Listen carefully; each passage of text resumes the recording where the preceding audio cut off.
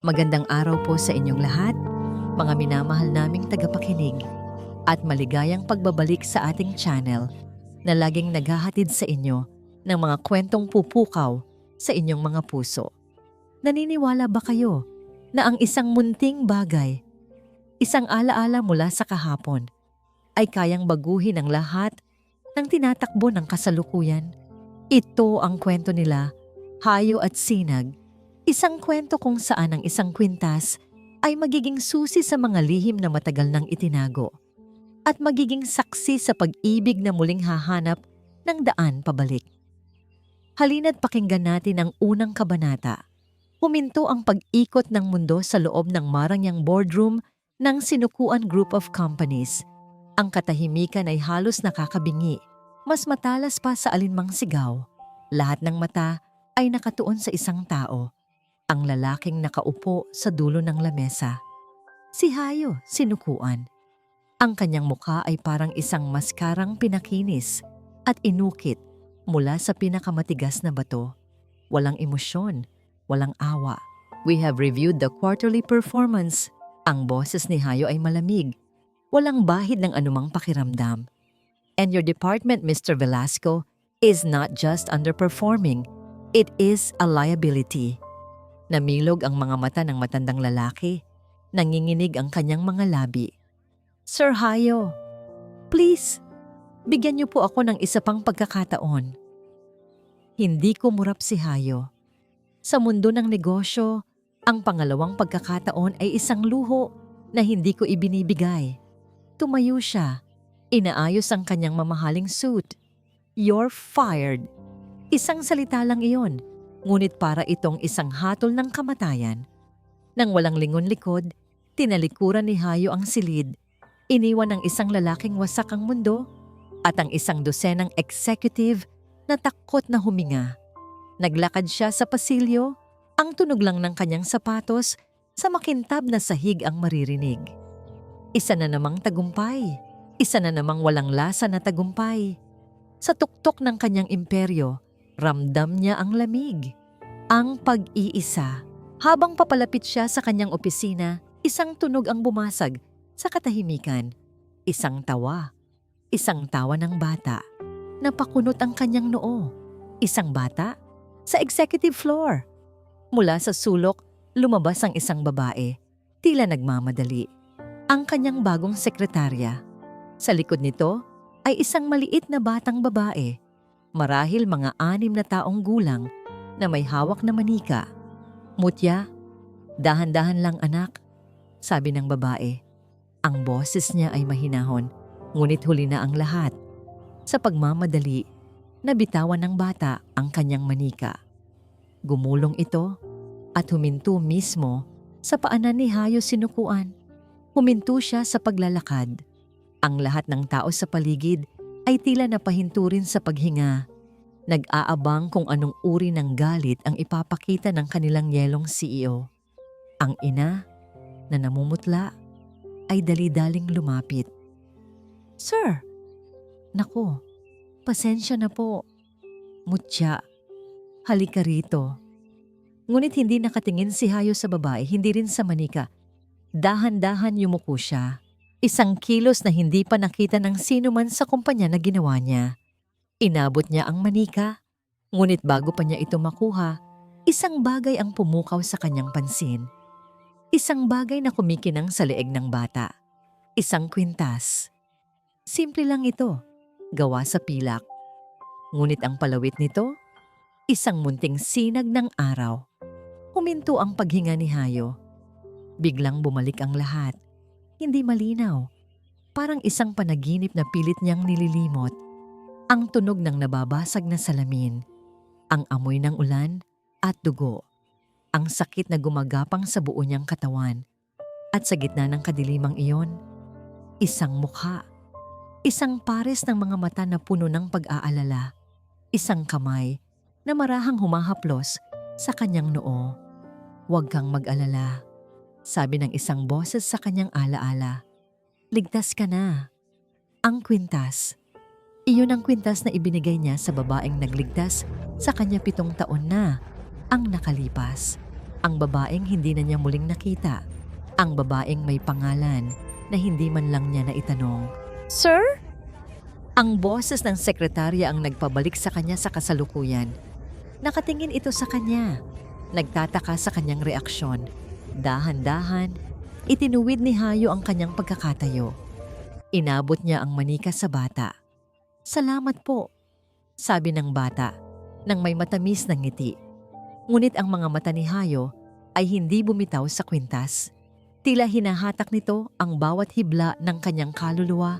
Binubuhay ang mga alaalang pilit niyang ibinaon sa limot. Papasensya na po ulit, sir. Nanginginig ang boses ni Sinag. Hinila niya ang kamay ng anak. Tara na, Mutya. Marami pang trabaho si sir. Mabilis silang naglakad palayo at naiwan si Hayo na nakatayo sa gitna ng pasilyo. Tila isang estatwang hindi makagalaw. Ang lamig na palagi niyang daladala ay napalitan ng isang apoy na nagsisimulang mag-alab sa loob niya. Isang apoy ng pagdududa at isang pamilyar na kirot. Tumalikod siya at pumasok sa kanyang opisina. Isinara niya ang pinto nang may kalabog na nagpatalon sa mga sekretaryang nasa labas. Sa wakas, nang mag-isa na lang siya, sumandal siya sa pinto at napapikit. Ang imahe ng kwintas, ang imahe ng mga mata ng bata na may hawig sa hindi maaari. Dumiretso siya sa kanyang lamesa at pinindot ang intercom. Ang boses niya ay bumalik sa dati, malamig at may awtoridad. Get me Hector, now. Ilang sandali lang, pumasok na ang pinuno ng Human Resources, isang lalaking halatang kinakabahan. Sir Hayo, I want a full background check on my new secretary. Sinagpagsilang.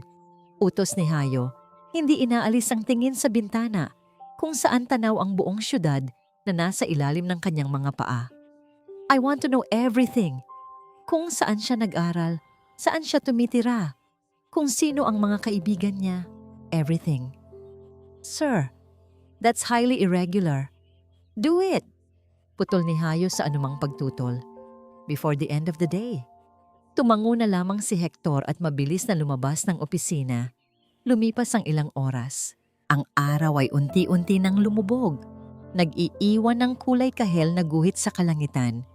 Ngunit si Hayo ay hindi umalis sa kanyang upuan. Naghihintay. Bawat minuto ay parang isang oras. Sa wakas, tumunog muli ang intercom. Si Hector iyon. Pumasok ka. Pumasok si Hector. May dalang isang manipis na folder. Mas kinakabahan siya ngayon kaysa kanina. Sir Hayo, nakuha ko na po ang initial report tungkol kay Miss Pagsilang. Sabi ni Hector. Maingat na inilapag ang folder sa lamesa. May isang bagay sa boses ni Hector na nagpatigil kay Hayo. Isang pag-aalinlangan. Hindi ginalaw ni Hayo ang folder. Tinitigan niya lang si Hector. And huminga ng malalim si Hector bago sumagot. Ang mga salita ay tila maingat niyang pinipili. Sir, ayon po sa records, 7 taon na siyang walang asawa. Siya lang mag-isang nagpapalaki sa anak niya. Natahimik ang buong silid. Tanging ang marahang ugong ng aircon ang maririnig. Ang mga mata ni Hayo ay nagdilim. Tiningnan niya si Hector at sa isang boses na halos pabulong ngunit puno ng bigat, nagtanong siya. Ang pangalan ng anak niya? Mutya, sir. Mutya Pagsilang. Tumango si Hayo. Lumabas ka na. Nang makalabas si Hector, dahan-dahang binuksan ni Hayo ang folder. Naroon ang litrato ni Sinag Pagsilang mula sa kanyang 201 file. Tinitigan niya ito. Ang babaeng iyon. Ang mukhang iyon. Posible ba? Muling tumunog ang intercom. Ang sekretarya niya sa labas. Sir Hayo, Mr. Velasco is still here. He's begging to speak with you one last time. Isinara ni Hayo ang folder. Ang kanyang boses ay bumalik sa dati nitong lamig. Ngunit ngayon ay may kasama na itong bagong determinasyon. Tell him to go home to his family. Pagkatapos ay muli niyang pinindot ang intercom para kay Hector. Hector, I want another report. I want to know where Sinag Pagsilang was exactly 7 years ago. Pakiramdam ni Sinag ay isa siyang langgam na sinusubukang tawirin ang isang malawak na sahig habang pinapanood ng isang higante. Bawat kilos niya ay tila sinusukat. Bawat pagtipa niya sa keyboard ay parang may nakikinig. Ang higanteng iyon ay walang iba kundi si Hayo Sinukuan. Mula nang mangyari ang insidente sa pasilyo kahapon, naging doble ang bigat ng hangin sa loob ng opisina. Hindi na nagsalita si Hayo tungkol sa kwintas o kay Mutya. Ngunit alam ni Sinag, ramdam niya sa kaibuturan ng kanyang mga buto na may nagbago. Ang mga mata nito, dati ang mga mata ni Hayo ay malamig lang, parang tumitingin sa kanya pero hindi siya nakikita. Ngayon, may talim na ang mga iyon. Tila sinisiyasat ang bawat sulok ng kanyang pagkatao. Hinahanap ang isang bagay na pilit niyang itinatago. Miss Pagsilang! Napatalon si Sinag sa kanyang upuan nang marinig ang boses ni Hayo mula sa intercom. Po, sir? Pumunta ka rito. Huminga siya ng malalim bago tumayo at pumasok sa opisina ng CEO. Gaya ng dati, nakaupo ito sa likod ng kanyang malaking lamesa. Perpekto ang postura, walang gusot ang damit. Sa harap niya ay isang makapal na folder ng mga dokumento. This is the initial draft for the Alcantara merger proposal, sabi ni Hayo. Itinulak ang folder sa ibabaw ng lamesa, papunta sa kanya. I want a 3-page executive summary. Dito mo gawin. I need it in 1 hour. Nanlaki ang mga mata ni Sinag. Ang folder ay halos 2 pulgada ang kapal. Imposibleng mabasa at ma-summarize iyon sa loob ng 1 oras. Isa itong pagsubok. Isang bitag. Pero sir, ang mga technical details po dito. Kaya mo ba o hindi, Miss Pagsilang? Malamig na tanong ni Hayo. Tinitingnan siya ng diretso sa mata. Walang ibang pagpipilian si Sinag. Kaya po sir. Kinuha niya ang folder at naupo sa upuang nasa harap ng lamesa ni Hayo. Nagsimula siyang magbasa. Ang bawat salita sa dokumento ay tila lumalangoy sa kanyang paningin. Ang presensya ni Hayo sa silid ay nakakadagdag sa bigat ng kanyang dibdib. Naririnig niya ang marahang pag-click ng ballpen nito, ang paminsan-minsang pag-ikot ng swivel chair nito. Alam niyang pinapanood siya. Maya-maya, bumukas ang pinto. Isang babaeng matangkad at elegante ang pumasok na tila pag-aari niya ang buong gusali. Nakasuot ito ng isang pulang bestida na sumisigaw ng yaman at kapangyarihan. Si Silakbo Montesilva, ang nobya ni Hayo. Hayo, darling, malambing na sabi ni Silakbo. Lumapit ito at humalik sa pisngi ni Hayo na parang hindi man nang napansin si Sinag. I brought you coffee. Salamat, Silakbo, pero may ginagawa kami. Sagot ni Hayo, ang boses ay bahagyang lumambot. Doon lang tila napansin ni Silakbo si Sinag. Tiningnan niya ito mula ulo hanggang paa, isang tingin na puno ng paghamak. Oh, I see. The new secretary. Ngumiti si Sinag ng pilit. Good morning po, ma'am. Naglakad si Silakbo palapit sa kanya, dala ang isang tasa ng kape. At sa isang kilos na sinadyaman o hindi, natabig nito ang tasa. Ang mainit na kape ay tumapon sa ibabaw ng lamesa, malapit sa mga dokumento at sa kamay ni Sinag. Oops! Clumsy me! Sabi ni Silakbo. Ngunit ang nangiti sa kanyang mga labi ay hindi umabot sa kanyang mga mata. Sorry. Mabilis na tumayo si Sinag, kumuha ng tissue at sinubukang punasan ang natapon. Okay lang po, ma'am. Walang problema. Siguraduhin mong hindi madudumihan ang mga papeles na yan. They're very important, you know. Sabi ni Silakbo. Ang boses ay matamis, ngunit may halong lason. Hindi lahat ng bagay ay kayang palitan. Tumayo lang si Hayo at pinanood ang lahat. Hindi nagsasalita. Nang matapos magpunas si Sinag, bumalik siya sa kanyang pagbabasa.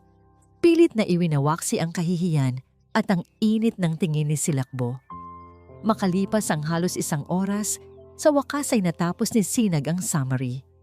Nanginginig ang kamay na iniabot niya ito kay Hayo. Kinuha ito ni Hayo at binasa. Bawat segundo ng katahimikan ay parang isang karayom na tumutusok sa balat ni Sinag. Matapos ang tila walang hanggang paghihintay, ibinaba ni Hayo ang papel. Pwede na. You can go back to your desk. Yun lang. Walang thank you. Walang good job. Tahimik na tumayo si Sinag at lumabas ng opisina. Pagsara niya ng pinto, napasandal siya rito at napapikit. Kailangan niya ang trabahong ito para kay Mutya. Kaya niyang tiisin ang lahat. Nang mag-lunch break, sa halip na kumain, nagtago siya sa isang sulok ng pantry para tawagan ng anak. Hello, Mama! Masayang bati ni Mutya sa kabilang linya. Agad na gumaan ang pakiramdam ni Sinag. Hello, my love. Kumain ka na ba? Opo. With manga, Mama. Can you come home early today? I'll try, anak. I'll try my best. Be a good girl, okay? I love you. I love you too, Mama. Pagbaba niya ng telepono, naramdaman niyang may tao sa likod niya. Paglingon niya, nakatayo roon si Hayo. Hawak ang isang tasa ng kape. Hindi niya alam kung gaano na ito katagal doon. Kung narinig ba nito ang buong pag-uusap nila. Walang imik siyang nilagpasan ni Hayo. Nang pauwi na siya sa hapon, sumakay siya sa elevator. Laking gulat niya nang pumasok din si Hayo bago pa man sumarado ang pinto. Silang dalawa lang. Ang elevator ay bumababa. Ngunit ang tensyon sa pagitan nila ay tila umaakyat sa bawat palapag. Nakamit mo ang deadline kanina. Basag ni Hayo sa katahimikan. Nagulat si Sinag. Salamat po, sir. My standards are high. I expect you to meet them. Every single time. Opo, sir. Muli, katahimikan. Nang malapit na sila sa ground floor, muling nagsalita si Hayo. Ang tanong niya ay tila galing sa kawalan. Anak mo, anong pangalan niya? Ang paggamit niya ng Tagalog ay hindi inaasahan. Mas personal. Natigilan si Sinag. Ang puso niya ay biglang kumabog ng malakas. Bakit niya tinatanong?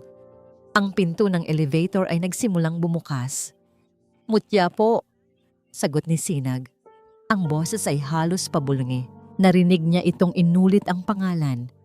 Parang isang alingawngaw sa isang malawak at bakanting lugar. Mutya. Tuluyan nang bumukas ang pinto. Nagmamadaling lumabas si Sinag. Hindi na lumingon pa. Ngunit habang naglalakad siya palayo, pakiramdam niya ay nakatitig pa rin sa likod niya ang mga mata ni Hayo sinukuan. Mga matang mapagmasid at puno ng mga tanong na alam niyang hindi magtatagal ay hahanapan nito ng sagot. Hindi natulog si Hayo ng gabing iyon. Ang pangalang Mutya ay umalingaw-ngaw sa kanyang isipan, isang paulit-ulit na salitang sumisira sa pader na itinayo niya sa paligid ng kanyang puso. 7 taon. Ang edad ng bata ay sakto, masyadong sakto.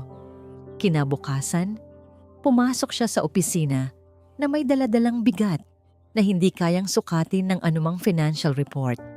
Ang bawat pagbati ng mga empleyado ay parang ingay lamang sa kanyang tainga. Isa lang ang nasa isip niya. Kailangan niyang malaman. Ngayon na, pinindot niya ang intercom. Miss Pagsilang, pumarito ka. Now. Ang utos niya ay mas matigas, mas apurahan kaysa dati. Ilang sandali lang ay pumasok na si Sinag. Ang mukha ay nagpapakita ng pag-iingat. Sir? Hindi siya pinaupo ni Hayo. Sa halip, tumayo ito mula sa kanyang upuan at dahan-dahang naglakad palibot sa malaking lamesa, huminto sa harap mismo ni Sinag. Ang tangkad niya ay tila mas naging dominante. Ang presensya niya ay bumabalot sa buong silid. Nakatitig lang si Sinag sa sahig, hindi makatingin ng diretsyo. Tingnan mo ako. Mahinahon, ngunit may diin na utos ni Hayo. Dahan-dahang itinaas ni Sinag ang kanyang paningin. At sa mga mata niya, nakita ni Hayo ang takot. At sa ilalim ng takot na yon, ay isang bagay na pilit nitong itinatago. Inilabas ni Hayo ang kanyang telepono. Ipinakita niya rito ang isang litrato. Isang close-up shot ng kwintas. Kinuha niya yon mula sa CCTV footage ng pasilyo. Ang kwintas na ito, nagsimula si Hayo, ang boses ay mababa at kontrolado. Alam nating pareho na hindi lang ito isang simpleng alahas. Nagsimulang manginig ang mga kamay ni Sinag. Sir, hindi ko po maintindihan. Huwag mo akong subukan, Sinag, sabi ni Hayo. Ginamit ang kanyang unang pangalan sa kauna-unahang pagkakataon. Tumaas ang mga balahibo ni Sinag. 7 taon na ang nakalipas, isang aksidente sa kahabaan ng South Luzon Expressway, gabi. Umuulan. Bawat salita niya ay parang isang martilyo. Dahan-dahang binabasag ang depensa ni Sinag. Ang pamumutla sa mukha nito ay hindi maitatago. Isang babae ang tumulong sa akin. Patuloy ni Hayo. Ang kanyang mga mata ay hindi bumibitiw sa kanya. Isang nursing student. Inalagaan niya ako sa gitna ng kawalan hanggang sa dumating ang tulong. Bago kami maghiwalay, ibinigay ko sa kanya ang kwintas na ito. Humakbang siya palapit. Isang kwintas na ipinagawa ko para sa isang taong hindi karapat-dapat at ibinigay ko sa kanya bilang pasasalamat. Tumingin siya ng diretso sa mga mata ni Sinag. Ikaw ang babaeng yon. Tama ba ako? Hindi makasagot si Sinag. Ang kanyang mga labi ay nagbukas, ngunit walang salitang lumabas. Ang kanyang katahimikan ay isang pag-amin. Isang mapait na ngiti ang sumilay sa labi ni Hayo. So, totoo nga. Huminga siya ng malalim. At ngayon, pagkatapos ng 7 taon, bigla kang lilitaw dito bilang sekretarya ko, kasama ang isang batang babae. Nasakto ang edad at suot-suot ang kwintas ko. Napapikit si Sinag, isang butil ng luha ang tumakas mula sa kanyang mata. Nagkataon lang po ang lahat. Nagkataon. Tumaas ang boses ni Hayo.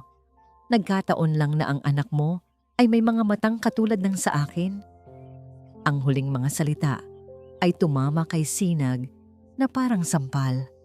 Napahakbang siya paatras. Doon, sa wakas, nagkaroon siya ng lakas ng loob na magsalita. Hindi po, maring sabi niya. Ang takot ay napalitan ng desperasyon. Anak ko siya. Akin lang. Ang pagtanggi niyang yon. Ang determinasyon sa kanyang boses. Iyon ang lalong nagpatibay sa hinala ni Hayo. Biglang bumukas ang pinto. Sisilakbo. Nakatayo ito roon. Ang mukha ay isang maskara ng pagtataka.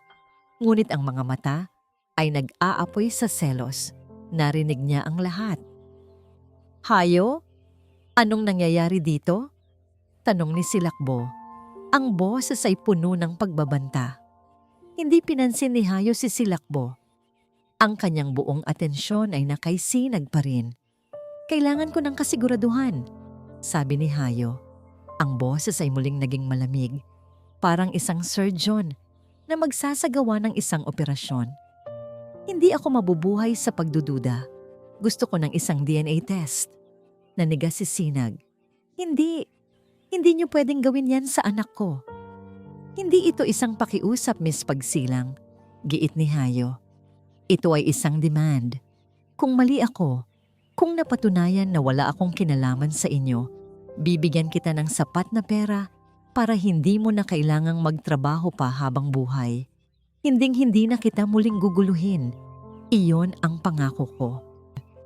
Nagtagis ang mga bagang ni Silakbo habang pinapanood ang eksena. Tiningnan ni Sinag si Hayo. Nakita niya ang determinasyon sa mga mata nito. Walang paraan para makatakas. Nakulong na siya. Ang kanyang munting payapang mundo ay guguho na. Naalala niya ang dahilan kung bakit siya umalis noon. Ang text message sa telepono ni Hayo mula sa dati nitong nobya. I'm sorry, let's start over. Ayaw niyang maging hadlang. At ngayon, ayaw niyang guluhin ang buhay ng anak niya sa isang mundong hindi para sa kanila. Ngunit wala na siyang magagawa. Huminga siya ng malalim. Ang mga luha ay nagbabadyang tumulo, ngunit pinigilan niya ang mga ito. Itinaas niya ang kanyang baba. Ipinapakita ang isang tapang na hindi niya alam na mayroon siya.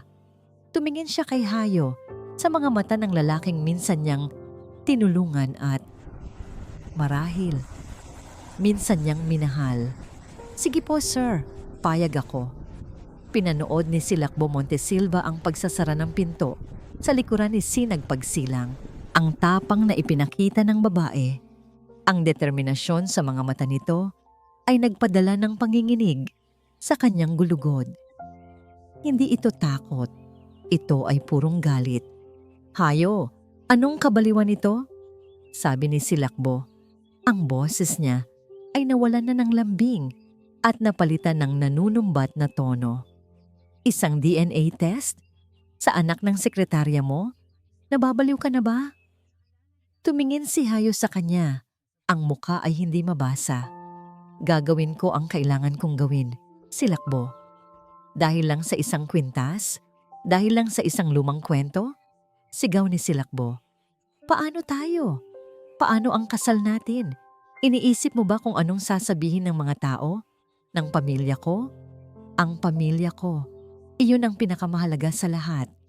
Nang gabing iyon, sa loob ng kanyang marangyang penthouse apartment, hindi si Hayo ang laman ng isip ni Silakbo, kundi ang imahe ng kanilang mansyon na unti-unting kinakain ng mga utang.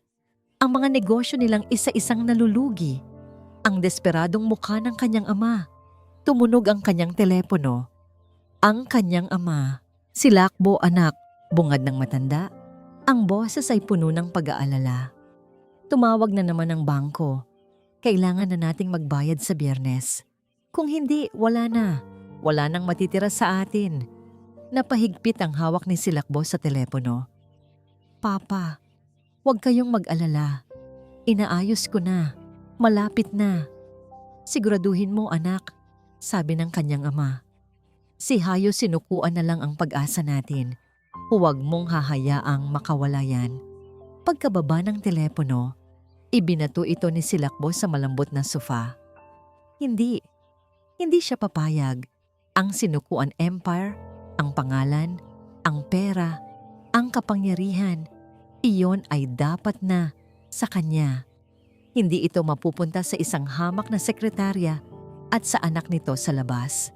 Kinabukasan, nagsimula siyang kumilos.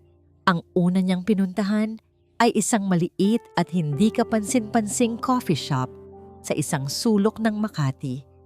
Ilang minuto siyang naghintay bago dumating ang isang lalaking payat at mukhang laging ninenerbiyos.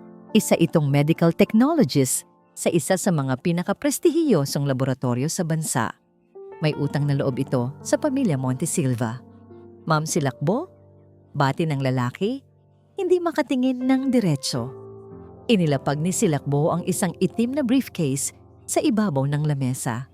Kilala mo si Hayo sinukuan. Magpapadala siya ng sample para sa isang paternity test. Ikaw ang gusto kong humawak noon. Binuksan niya ang briefcase. Ang laman nito ay mga bundle ng tig-1,000 piso. Nanlaki ang mga mata ng lalaki. Gusto kong tiyakin na ang resulta ay magiging negatibo. Mahinang sabi ni Silakbo.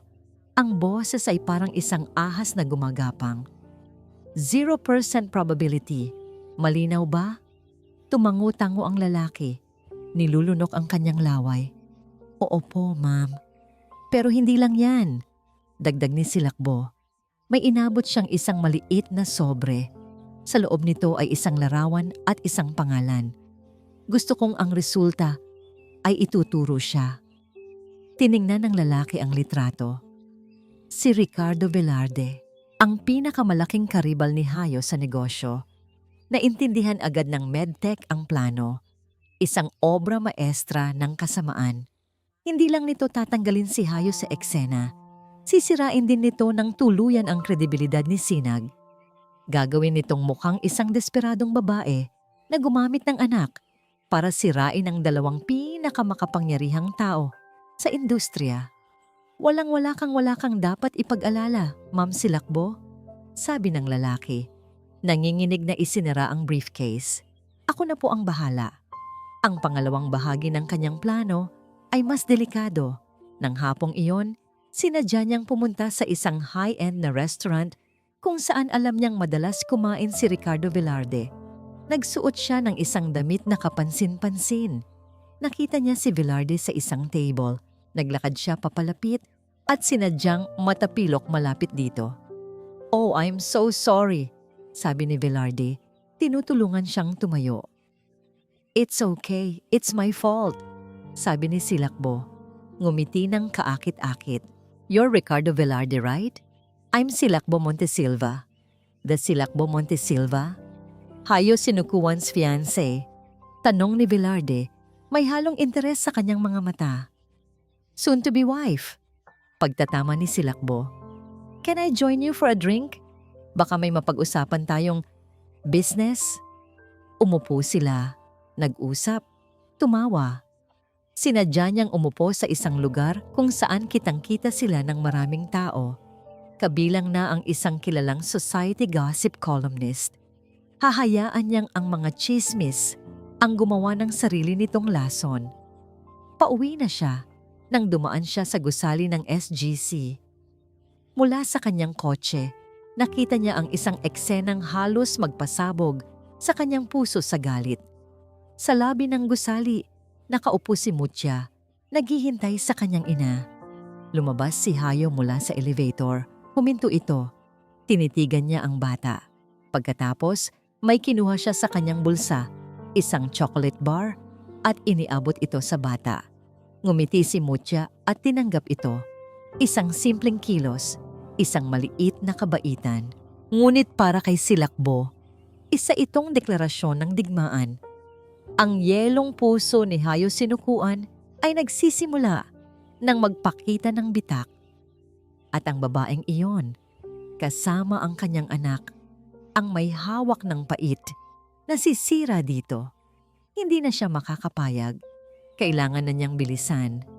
Kinuha niya ang kanyang telepono at nag-text. Hindi sa kanyang ama, hindi kay Hayo, kundi sa MedTech. "Gawin mo na, ngayon na." Maya-maya, tumunog ang kanyang telepono. Isang mensahe. "Sample received. The plan is in motion." Isang malamig at matagumpay na ngiti ang gumuhit sa mga labi ni Silakbo Montesilva. Sa laro ng pag-ibig at kapangyarihan, hindi siya ang matatalo. Hinding-hindi. Ang araw na yon ay parang isang bombang naghihintay na sumabog. Ang hangin sa buong executive floor ay mas mabigat kaysa dati. Alam ng lahat na may hinihintay si Hayo. Alam ni Sinag kung ano yon. Nakatanggap siya ng text mula sa laboratorio kaninang umaga. "The results are ready for pickup." Si Hayo mismo ang kumuha nito, nag-iisa, nakatakip na brown envelope, isang pirasong papel na magdidikta ng kanyang kinabukasan. Mula sa kanyang desk sa labas, pasulyap-sulyap si Sinag sa nakasaradong pinto ng opisina ni Hayo. Kanina pa ito nasa loob, mula nang dumating. 10 minuto, 20 minuto, 1 oras. Ang katahimikan ay nakakabaliw. Sa loob ng opisina, nakaupo si Hayo sa kanyang swivel chair, nakatalikod sa pinto, nakaharap sa malawak na bintanang salamin. Sa ibabaw ng kanyang lamesa ay nakapatong ang selyadong envelope. Hindi niya ito magawang buksan. Ano ang mas kinatatakutan niya? Ang malaman na hindi niya ito anak, at ang pag-asang nagsimulang sumibol sa kanyang puso ay mamamatay? O ang malaman na anak nga niya ito at ang buong mundong binuo niya, isang mundong ligtas, walang emosyon, kontrolado, ay guguho sa isang iglap? Sa huli, huminga siya ng malalim. Ang pagdududa ay mas masakit kaysa sa anumang katotohanan. Dahan-dahan, kinuha niya ang envelope. Pinunit niya ang selyo. Gamit ang nanginginig na kamay, inilabas niya ang papel. Paternity test result. Ang mga mata niya ay mabilis na hinanap ang pinakamahalagang bahagi. Ang numero, ang porsyento, Probability of paternity, 0% parang isang suntok sa sikmura. Nawalan ng hangin si Hayo. 0. Walang duda. Walang puwang para sa pagkakamali. Ang pag-asang iyon, biglang naging abo. Ang kirot ay mabilis na dumating, ngunit mas mabilis itong napalitan ng isang bagay na mas pamilyar sa kanya. Galit. Isang nag-aalab na galit. Nilinlang siya. Ginawa siyang tanga. Ngunit habang binabasa niya ulit ang dokumento, may isa pang detalye na mas nagpasiklab sa kanyang galit. Isang pangalawang bahagi ng report na hindi niya inaasahan. Isang supplementary analysis na naghahambing sa DNA ng bata sa ibang potential paternal matches sa kanilang database. Isang bagay na hindi niya hiningi. At sa ilalim nito, isang pangalan, Ricardo Velarde. Probability of paternity, 99. 9% ang kanyang karibal, ang kanyang kaaway. Biglang nag-ugnay ang lahat sa kanyang isipan.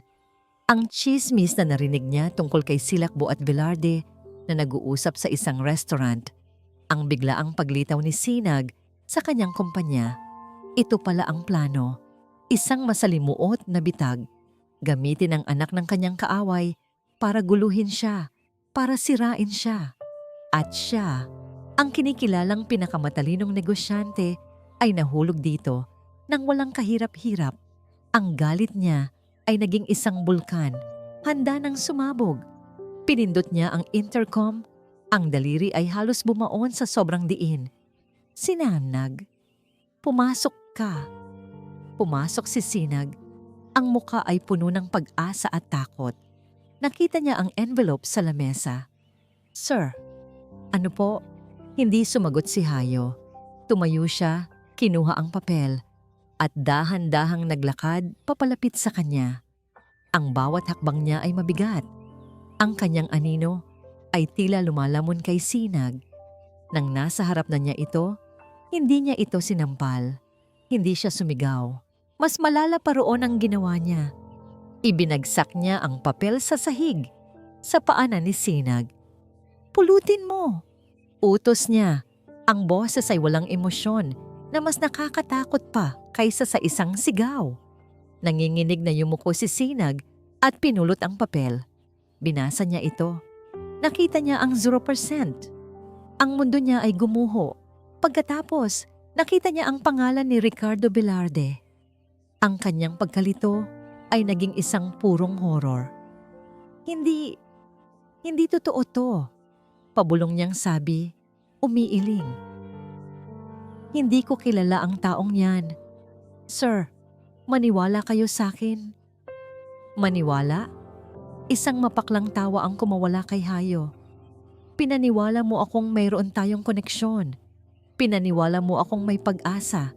At sa huli, ano to? Isang laro? Isang plano? Hindi sir, hindi. Umiiyak na, sabi ni Sinag. Kung ganon, ano to? Sigaw ni Hayo. Sa wakas ay sumabog. Ito ba ang plano ninyo ni Velarde? Ang gamitin ng sarili mong anak para sirain ako? Para makuha ang pera ko? Sabihin mo sa akin, magkano ang ibinayad niya sa'yo? Magkano ang halaga mo? Sinagpagsilang. Ang mga salita ay parang mga kutsilyo. Paulit-ulit na itinarak sa puso ni Sinag. Bawat isa ay mas masakit kaysa sa nauna. Ang galing mo, patuloy ni Hayo. Ang kanyang mga mata ay puno ng pagkasuklam. Ang galing-galing mong umarte. Anghel na tagapagligtas, isang mapagmahal na ina. Pero sa huli, isa ka lang palang ahas. Tama na, pakiusap. Tapos na ako sa'yo, sabi ni Hayo. Ang boses ay bumalik sa pagiging yelo. Ayoko nang makita pa ang pagmumukha mo o ng anak mo. Kumuha ka ng kahit anong gusto mo sa lamesa mo at umalis ka na. Tumalikod siya. Ayaw nang tingnan pa ang babaeng sumira sa kanya. Umalis ka na dito. Ayoko nang makita pa kayo ng nanay mo, sabi niya sa wikang banyaga. Mga salitang puno ng lason at pait. Narinig ni Sinag ang pagsara ng pinto sa likod niya. Napaluhod siya sa sahig. Hawak ang piraso ng papel na sumira sa kanyang buhay. Ang kanyang mga hikbi ay walang tunog. Ang kanyang sakit ay walang hanggan. Sa loob ng opisina, sinuntok ni Hayo ang pader na salamin. Hindi ito nabasag, pero ang sakit sa kanyang kamao ay walang-wala kumpara sa sakit na nararamdaman niya sa loob ng kanyang dibdib. Nalinlang siya at ang pinakamasakit sa lahat, siya mismo ang nagbigay ng permiso para saktan siya. Umuulan ng gabing iyon. Tila nakikidalamhati ang langit sa bigat na nararamdaman ni Sinag. Pagka-uwi niya sa kanilang maliit na apartment, ang una niyang ginawa ay niyakap ng mahigpit si Mutya. Niyakap niya ito na parang sa isang iglap ay maaaring mawala ang bata sa kanya. "Mama, why are you crying?" Tanong ni Mutya. Pinupunasan ng maliliit nitong kamay ang mga luha sa pisngi ng ina. "Wala ito, anak." Pilit nang ngumiti si Sinag. Masaya lang si Mama na makita ka. Pero alam niyang hindi siya pwedeng magsinungaling sa sarili niya. Wasak siya. Ang mga salita ni Hayo ay patuloy na umuulit sa kanyang isipan. Isang laso na unti-unting pumapatay sa kanyang kaluluwa. Isa ka lang palang ahas. "Magkano ang halaga mo?" Pinatulog niya si Mutya. Kinantahan ng paborito nitong Oyayi. At nang makasiguro siyang mahimbing na ang tulog ng anak, doon na siya gumawa ng desisyon. Hindi na sila pwedeng manatili rito. Ang syudad na ito, ang gusaling iyon, ang lalaking iyon, lahat sila ay simbolo ng sakit at kahihiyan. Kailangan niyang ilayo si Mutya. Kailangan nilang magsimula muli. Sa kalaliman ng gabi, bumalik siya sa opisina. Tahimik at madilim ang buong palapag. Gamit ang kanyang access card, pumasok siya sa huling pagkakataon. Sa ibabaw ng kanyang lamesa, iniwan niya ang kanyang resignation letter. Maikli lang ito. Walang paliwanag. Walang panunumbat. Isang simpleng paalam. Kinuha niya ang kanyang mga personal na gamit. Isang picture frame ni Mutya. Isang maliit na halaman. Pagkatapos, tumayo siya sa harap ng pinto ng opisina ni Hayo. Nag-alinlangan siya. Gusto niyang sumigaw, kumatok, ipagpilitan ang katotohanan. Ngunit para saan pa? Hindi na ito maniniwala. Ang tiwala nito ay nawasak na at kasama nitong nawasak ang anumang namamagitan sa kanila. Tahimik siyang tumalikod at umalis. Sa kabilang dako ng syudad, sa isang mamahaling bar, sinusubukan ni Hayo na lunurin ang kanyang sarili. Sa alak, bawat lagok ng whiskey ay may kasamang pait. Ngunit hindi nito matalo ang pait na nararamdaman niya sa loob. Pinilit niyang magalit. Ngunit sa ilalim ng galit, may ibang emosyon na nagsusumigaw. Pagsisisi, pagkawala. Napatingin siya sa kanyang telepono. Binuksan niya ang gallery. Naroon ang isang litratong palihim niyang kinuha nung isang araw. Si Mutya, nakaupo sa lobby, kumakain ng chocolate bar na ibinigay niya. Ang mga mata nito ay kumikinang sa tuwa. Ang mga matang yon, paanong hindi niya naging anak ang batang iyon? Muli niyang inilabas mula sa kanyang wallet ang nakatuping resulta ng DNA test. Tinitigan niya ito sa ilalim ng madilim na ilaw ng bar. Binasa niya ulit at ulit. At doon, may napansin siyang isang bagay na hindi niya nakita kanina sa sobrang galit.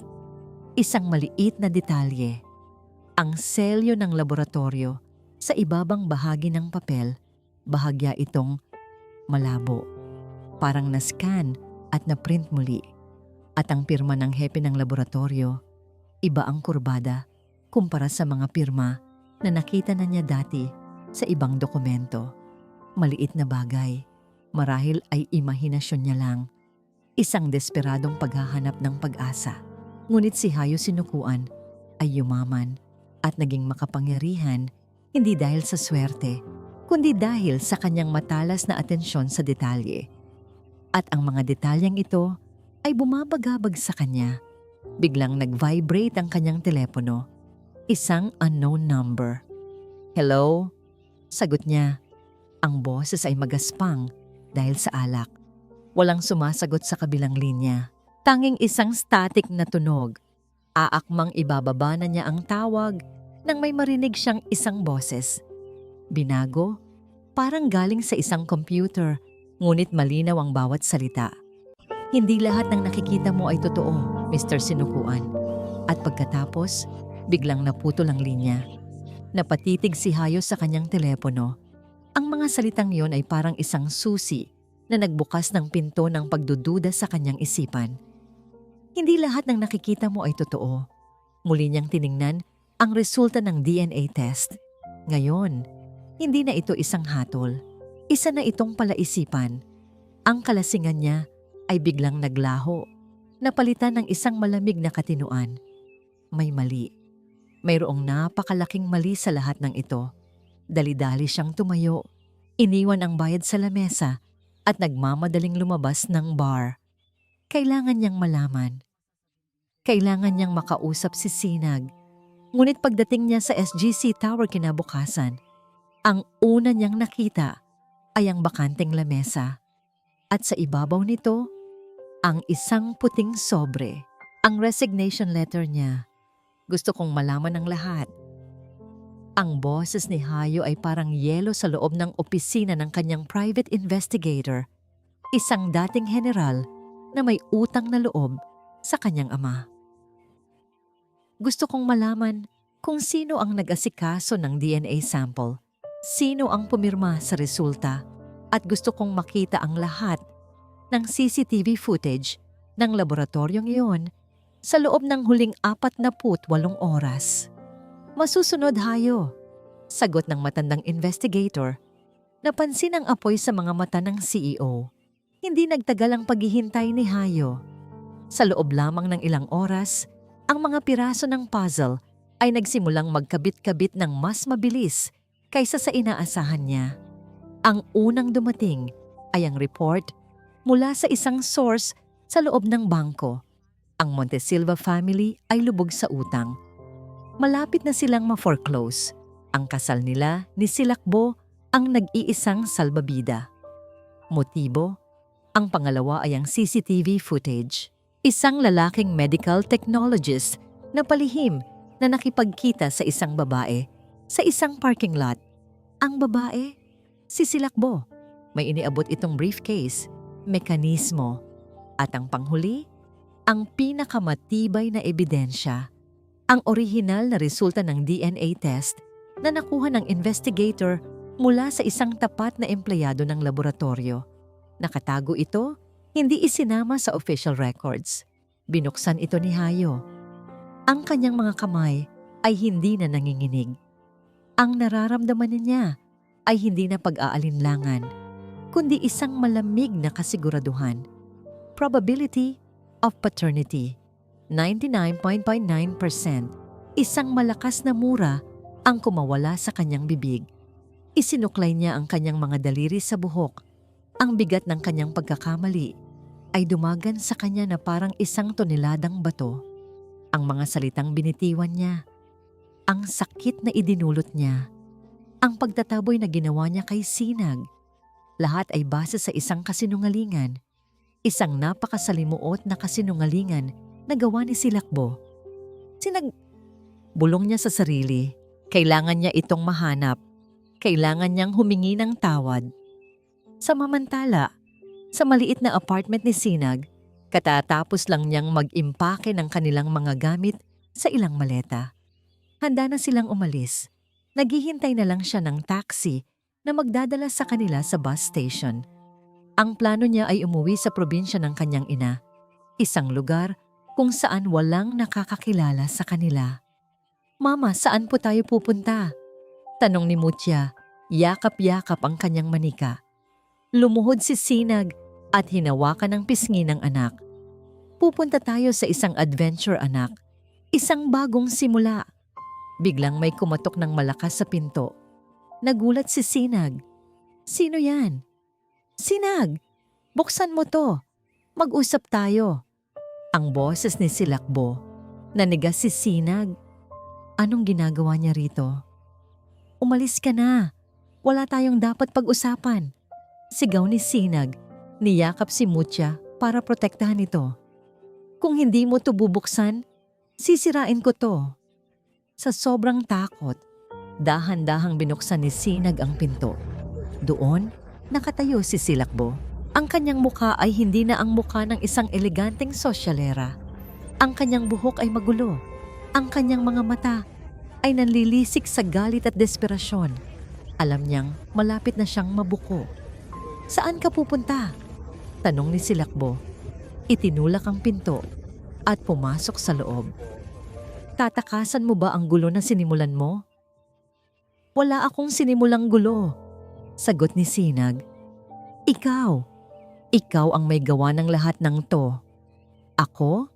Tumawa si Silakbo ng parang baliw. Oo, ako nga. At dapat lang sa inyo yan. Ahas ka, mga agaw. Biglang nagring ang telepono ni Sinag. Si Hayo. Mabilis na inagaw ni Silakbo ang telepono. Hindi mo siya makakausap. Tinapon niya ang telepono sa pader at nabasag ito. Ano bang kailangan mo sa amin? Umiiyak na tanong ni Sinag. Kailangan ko? Sabi ni Silakbo. Ang tingin ay napunta kay Mutya. Kailangan kong mawala kayo. Mawala ng tuluyan.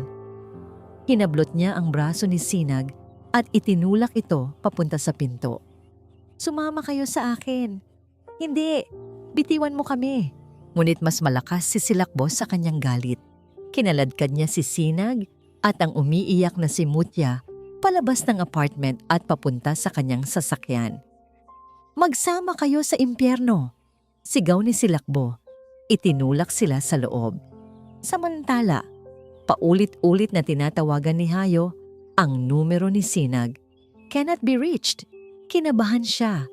Isang masamang kutob ang gumapang sa kanyang dibdib. Sinakyan niya ang kanyang kotse at pinaharurot ito papunta sa address ni Sinag na nakuha niya mula sa HR. Pagdating niya, ang una niyang nakita ay ang bukas na pinto ng apartment. Pumasok siya. Ang puso niya ay kumakabog na parang tambol. Ang apartment ay walang tao. Nagkalat ang mga gamit. May mga maletang nakabukas. At sa sahig, sa gitna ng silid, nakita niya ito. Ang manika ni Mutya. Nabasag ang porselanang mukha nito, tila inapakan. Nanginig ang buong katawan ni Hayo. Huli na ba siya? Biglang nagring ang kanyang telepono, si Silakbo. Silakbo, nasaan sila? Anong ginawa mo sa kanila? Isang tawa ang narinig niya sa kabilang linya. Isang tawang nakakakilabot. Kung hindi ako pwedeng maging masaya, Hayo, sisiguraduhin kong hindi ka rin magiging masaya. Kung hindi ka mapupunta sa akin, walang sino man ang magkakaroon sa'yo. Huwag mong sasaktan ang mga anak ko. Sigaw ni Hayo. Ang salitang anak ay lumabas sa kanyang bibig nang may bigat at kasiguraduhan sa unang pagkakataon. Kung gusto mo silang makitang buhay, sabi ni Silakbo, pumunta ka sa luma naming bodega sa Pantalan. Mag-isa ka. Kung makakita ako ng kahit isang pulis, ipapangako ko sa'yo, abo na lang nila ang daratnan mo. Nag-text si Silakbo ng address. Pagkatapos ay naputol ang linya. Napatitig si Hayo sa address sa kanyang telepono. Ang takot na naramdaman niya ay isang bagay na hindi pa niya naramdaman sa buong buhay niya. Hindi takot na malugi, hindi takot na mamatay, kundi takot na mawala ang pamilyang ngayon niya lang natagpuan. Ang amoy ng kalawang at maalat na hangin ang sumalubong kay Hayo pagbaba niya ng kotse. Ang bodega ay malaki, luma, at nababalot ng anino. Sa ilalim ng papalubog na araw, ito na yon. Tinupad niya ang kanyang pangako. Nag-iisa siya. Dahan-dahan niyang itinulak ang malaking pinto ng bodega. Gumawa ito ng isang nakakabingingining langit-ngit na umalingaw-ngaw sa loob. Sa gitna ng malawak na espasyo, sa ilalim ng isang solong bombilya na nakabitin sa itaas, nakita niya sila. Si Sinag at Mutya magkayakap sa isang sulok nakatali sa isang upuan at nakatayo sa harap nila, si Silakbo. May hawak itong isang piraso ng matulis na bakal. Sa wakas, dumating din ang prinsipe. Sarkastikong sabi ni Silakbo.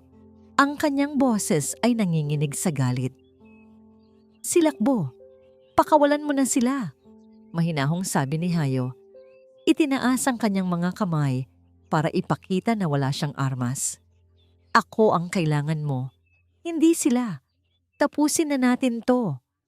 Tumawa si Silakbo. Tapusin? Nagsisimula pa lang tayo, Hayo. Nagsisimula pa lang ang palabas, kung saan mapapanood mo ang unti-unting pagkawala ng lahat ng mahalaga sa'yo, tulad ng ginawa mo sa pamilya ko. Wala akong ginawa sa pamilya mo. Wala? Sigaw ni Silakbo. Ang pagtanggi mong pakasalan ako agad ang nagtulak sa amin sa bangin. Ang pag-aalinlangan mo at lahat ng iyon dahil sa babaeng yan. Itinutok niya ang bakal kay Sinag. Mama, umiiyak na bulong ni Mutya. Isiniksik ang muka sa dibdib ng ina. Dito, sa harap ng panganib, isang kakaibang tapang ang bumuhay kay Sinag. Itinaas niya ang kanyang mukha. Ang mga mata ay puno ng luha ngunit hindi ng takot. Tiningnan niya si Silakbo. Gawin mo ang gusto mo sa akin, sabi ni Sinag. Ang boses ay matatag. Pero huwag na huwag mong sasaktan ang anak ko. Ang lakas ng loob na yon ay tila mas nagpagalit kay Silakbo. Itinaas niya ang hawak na bakal. Huwag! Sigaw ni Hayo, humakbang pasulong. Isang hakbang pa, Hayo, banta ni Silakbo, at itatarak ko to sa kanya. Huminto si Hayo. Ang kanyang kawalan ng kapangyarihan ay isang laso na gumagapang sa kanyang mga ugat. Ang lahat ng kanyang pera, ang lahat ng kanyang impluensya ay walang silbi sa sandaling ito. Napatingin siya kay Sinag.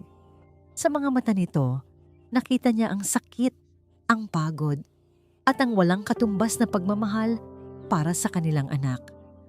At sa mga matang iyon, nakita niya ang sarili niyang pagkukulang.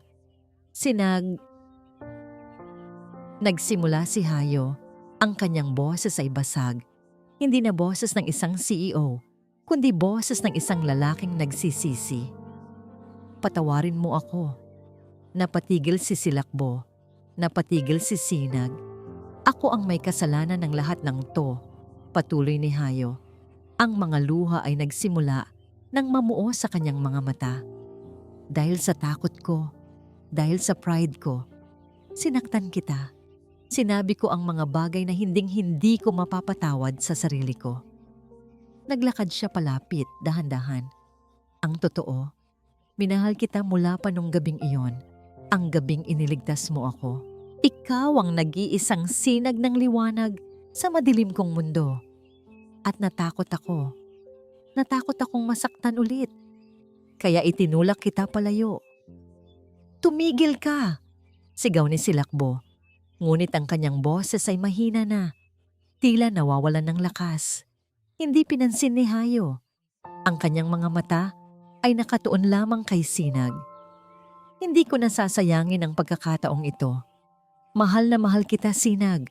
Mahal ko kayo ng anak natin. Ang huling mga salita ay tumagos sa puso ni Sinag. Anak natin. Sa sandaling iyon, ang galit ni Silakbo ay tuluyang sumabog. Kung hindi ka mapapasakin, walang magmamay-ari sa'yo. Isinugod niya ang hawak na bakal papunta kay Hayo. Ngunit mas mabilis si Hayo.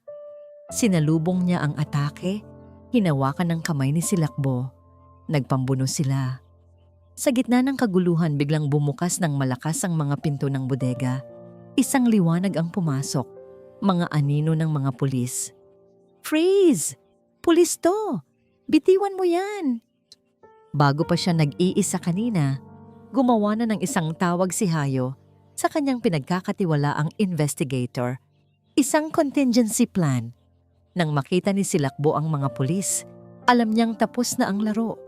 Binitawan niya ang bakal at napaluhod sa sahig, humahagulgol sa pagkatalo. Mabilis na tumakbo si Hayo papunta kina Sinag at Mutya. Kinalagan niya ang mga tali. Nang makalaya, ang unang ginawa ni Sinag ay yakapin si Mutya. Pagkatapos, tumingin siya kay Hayo. Ang mga mata ay nagtatanong. Lumuhod si Hayo sa harap nila, kapantay ng kanilang mga mata. Hinawakan niya ang pisngi ni Sinag. "Patawarin mo ako," ulit niya. Ang boses ay puno ng pagsusumamo. Hindi nagsalita si Sinag. Sa halip, niyakap niya si Hayo ng mahigpit. Isang yakap na nagsasabi ng lahat, ng pagpapatawad, ng pag-unawa, ng pag-ibig na nanatili sa kabila ng lahat. Sa gitna ng yakap ng kanyang mga magulang, sumilip si Mutya. Tinitigan niya ang mukha ni Hayo. Isang mukhang pamilyar, kahit ngayon lang niya nakita ng malapitan. Inabot niya ang kanyang maliit na kamay at hinawakan ang pisngi nito. At sa isang boses na mahina at medyo nahihiyahiya, sinabi niya ang salitang matagal nang gustong marinig ni Hayo. "Papa?" Sa salitang iyon, gumuho ang huling pader. Sa puso ni Hayo sinukuan. Niyakap niya ang kanyang mag-ina at sa kauna-unahang pagkakataon, sa loob ng 7 taon, umiyak siya. Hindi dahil sa sakit, kundi dahil sa purong kaligayahan. Sa wakas, nakauwi na siya. Lumipas ang ilang linggo. Ang iskandalo na yumanig sa Sinukuan Group of Companies at sa pamilyang Montesilva ay naging laman ng bawat balita. Ngunit sa halip na magtago, hinarap ito ni Hayo Sinukuan ng buong tapang. Sa isang press conference na ipinatawag niya, kung saan dumalo ang lahat ng malalaking pangalan sa media, ginawa niya ang isang bagay na hindi inaasahan ng lahat. Nakatayo siya sa entablado, hindi bilang isang malamig na CEO, kundi bilang isang taong nagpapakumbaba. "Magandang umaga sa inyong lahat." Simula niya, ang boses ay kalmado at matatag. "Inimbitahan ko kayo rito hindi para pagtakpan ng isang issue, kundi para linawin ang katotohanan." Ikinuwento niya ang lahat. Hindi niya itinago ang sarili niyang mga pagkakamali, ang kanyang pagiging manhid, ang kanyang maling paghuhusga. Inilantad niya ang panlolokong ginawa ni Silakbo, ngunit hindi niya ito siniraan. Sa halip, sinabi niyang umaasa siyang makakahanap ito ng tulong at kapayapaan. At higit sa lahat, nilinis niya ang pangalan ni Sinag Pagsilang. Si Minda Sinag Pagsilang ay isang biktima sa lahat ng ito. Mariing sabi ni Hayo, ang mga mata ay naghahanap sa audience. Biktima ng isang masalimuot na plano at biktima ng aking sariling kawalan ng tiwala.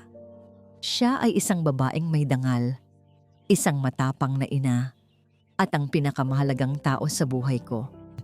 Nagkaroon ng bulungan sa mga manonood. Ang mga kamera ay nag-flash ng walang tigil. At dahil diyan, patuloy ni Hayo, nais kong itama ang lahat ng aking pagkakamali. May gusto akong ipakilala sa inyo. Tumingin siya sa gilid ng entablado. Mula roon, lumabas si Sinag, hawak ang kamay ni Mutya. Nakasuot siya ng isang simpleng puting bestida, ngunit ang kanyang ganda ay nangingibabaw. Si Mutya naman ay nakangiti, hindi takot sa dami ng tao, dahil hawak niya ang kamay ng kanyang ina at nakikita niya ang kanyang ama na naghihintay sa kanila. Nagulat ang lahat. Ang mga reporter ay nagsimulang magsigawan ng mga tanong. Inalalayan ni Hayo si Sinag at Mutya paakyat sa entablado. Humarap sila sa lahat. Isang imahe ng isang pamilyang muling nabuo. Ngunit hindi pa tapos si Hayo. Huminga siya ng malalim at sa harap ng daan-daang tao, sa harap ng buong mundo, dahan-dahan siyang lumuhod sa harap ni Sinag. Napasinghap ang buong silid. Natahimik ang lahat. Maging si Sinag ay natigilan. Ang mga mata ay nanlaki sa gulat. Mula sa kanyang bulsa, hindi isang singsing ang inilabas ni Hayo, kundi ang pamilyar na kwintas na may palawit na sinag ng araw. Ang kwintas na nagsimula ng lahat.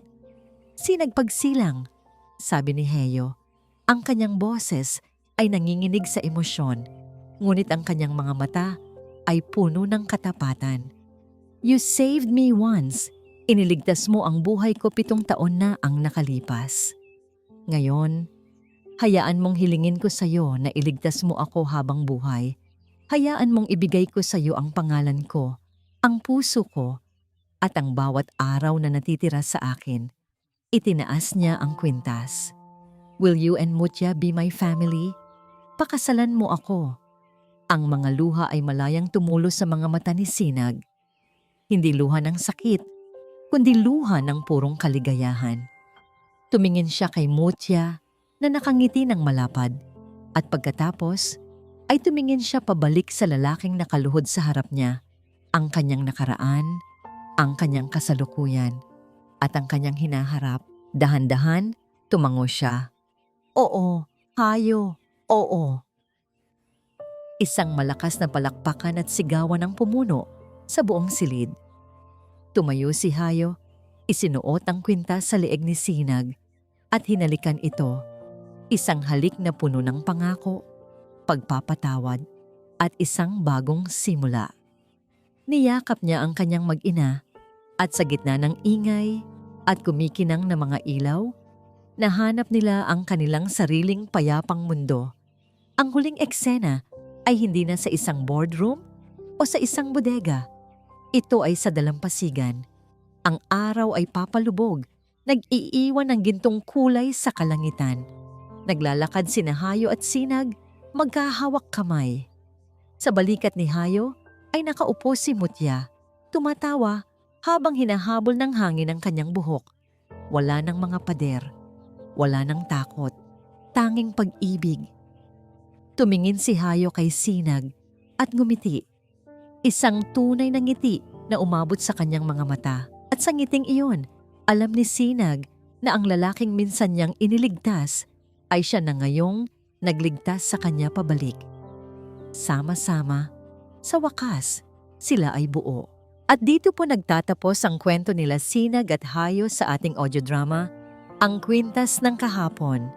Isang paglalakbay na nagturo sa atin na ang tunay na pag-ibig ay hindi natatakot sa mga lihim ng nakaraan at ang pagpapatawad ang pinakamatibay na pundasyon ng isang bagong simula.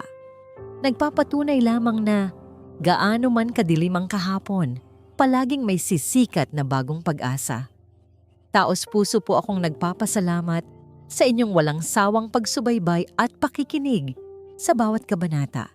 Ang inyong suporta ang nagbibigay sa amin ng inspirasyon upang lumikha pa ng mga kwentong aantig sa inyong mga puso. Nais ko pong marinig ang inyong saloobin. Ano po ang pinakapaborito ninyong bahagi ng kwento? Ano ang aral na inyong napulot?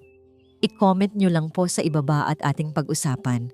Kung nagustuhan nyo ang kwentong ito, isang pindot lang po sa like button. I-share sa inyong mga kaibigan at kapamilya. At kung hindi pa po kayo nakapag-subscribe, ngayon na po ang tamang pagkakataon para maging bahagi ng ating lumalaking pamilya. Muli, ako po ang inyong lingkod, nag-iiwan ng isang paalala. Ang bawat puso ay may sariling kwento at ang bawat kwento ay may aral na naghihintay. Pagpalain po kayo ng Panginoon, kayo at ang inyong buong pamilya. Hanggang sa muli.